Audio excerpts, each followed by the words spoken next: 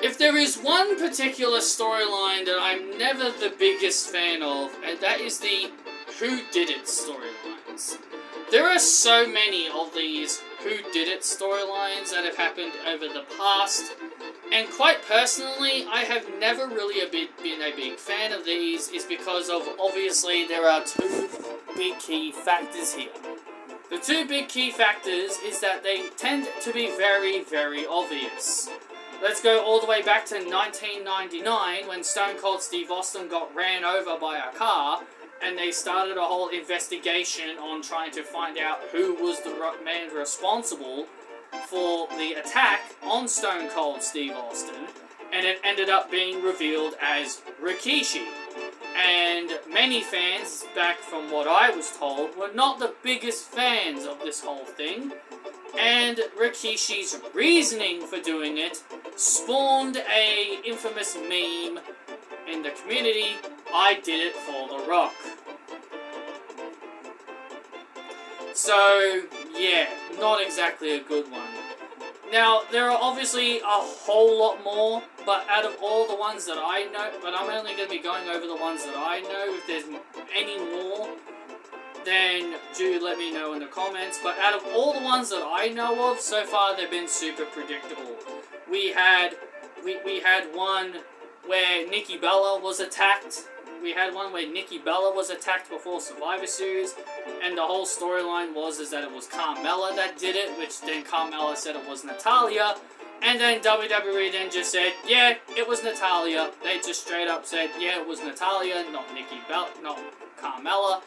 And this was possibly the only one that I felt they could have actually made it a bit more unpredictable.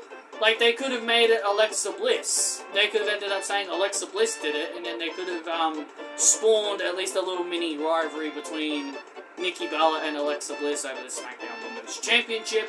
Or they could have, maybe said Maurice might have done it during one of their little, infamous scuffles at one particular point. But, I think there was a lot of missed opportunity there.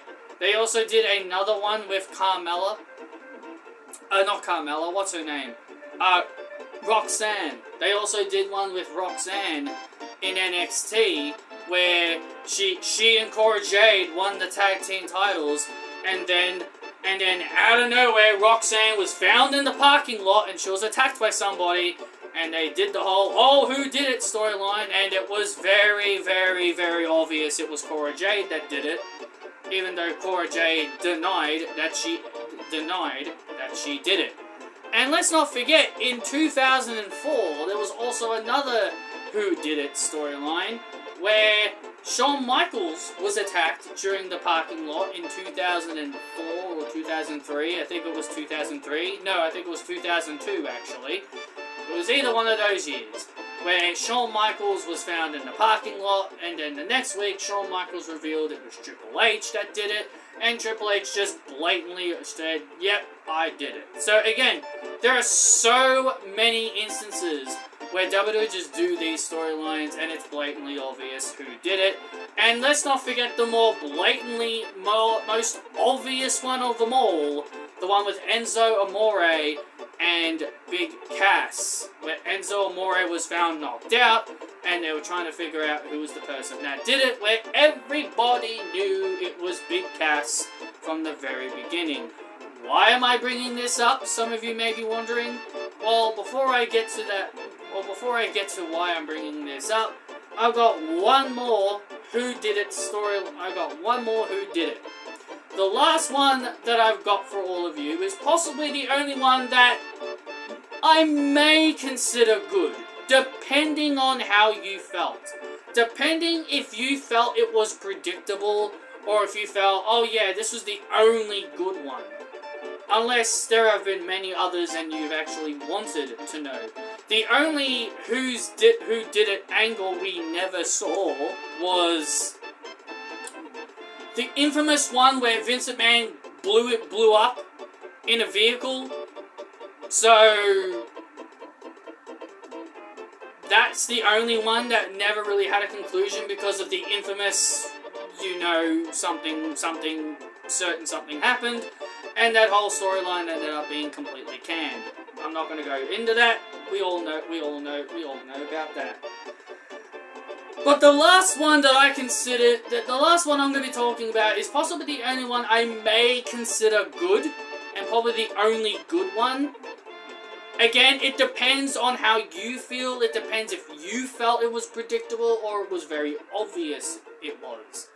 Again, another one in NXT, where all these girls were being randomly attacked, like Nikita Lyons, Wendy Chu, Roxanne Perez, like all these girls were just magically being attacked by a hooded girl, and it ended up being revealed as Blair Davenport. Now, this one might be the only decently good one, but again, it may depends on your mood. It may depend if you already knew it was going to be Blair Davenport, which I'd be very amazed if you knew it was her from the moment that all this started. The only way people would know it would have been her straight away is if they looked up the entire roster and they're like, oh yeah, this Blair Davenport, yeah, we haven't seen this girl in a while. It's got to be her. You know, I think even Sol Ruka was even attacked during that whole thing. But yeah, the Blair Davenport one may be considered predictable to all the people that knew it was her, but I think maybe hers, I may consider the only decent one that was actually somewhat good. So, why am I bringing this up? Some of you may be wondering. Well, the reason why I'm bringing all of this up is because now, once again, on NXT is doing another Who Did It storyline. This time, it involves One Trick Williams. And if you guys know your history, who's his tag team partner? Carmelo Hayes. So, and then Carmelo Hayes on Halloween Havoc denied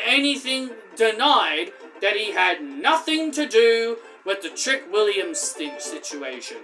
Which is an immediate red flag to me, because when you say that you had nothing to do with the situation, clearly that's a red flag. There's been so many times, and I've seen so many of these storylines, when you hear someone say, the person who's being blamed, and saying, oh, I had nothing to do with it, and say that this person had nothing to do with it, it's just so blatantly obvious that you just know the person that said that they did not do it is the culprit. Possibly the only one that maybe did not give it away was him, other than the revealing at the end, was Big Cass. But then again, we all knew it was him anyway, so it's really down to preference if you really do enjoy these storylines. Me personally, I'm not a big fan of these storylines. I really don't like them. I would only be okay with them if they made them very less obvious and very less predictable. So, again, this is just my preference here. The Trick Williams one, it's very obvious that it's going to be Carmelo Hayes. It's very obvious. WWE is making it very blatantly obvious it's Carmelo Hayes. Even on social media, everyone is saying, oh, it's got to be Carmelo Hayes. Like, it's very, like, even some people are saying, if it's Carmelo Hayes, then it's very predictable. But you see, that's the problem with these. That's the problem. They're always predictable. The who did it storyline, you know, they're always super predictable. Like, you just know who did it because you're like, well, it's very obvious. Especially if you're involved in a tag team. Everyone will say, oh yeah, it was this person's tag team partner. This person's tag team partner obviously did it. So, that's why I'm never a big fan of these Who Did It storylines. Again, the only one I might consider decent was the one with Blair Davenport, where she went around attacking women in the locker room and nobody knew who did it. And nobody was trying to find out, and everyone was trying to find out who was this attacker. So I maybe could say Blair Davenport is probably the only good one they may have actually done.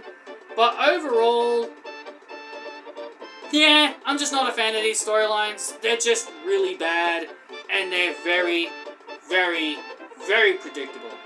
If WWE are going to do storylines like this, they need to try and make them so less predictable.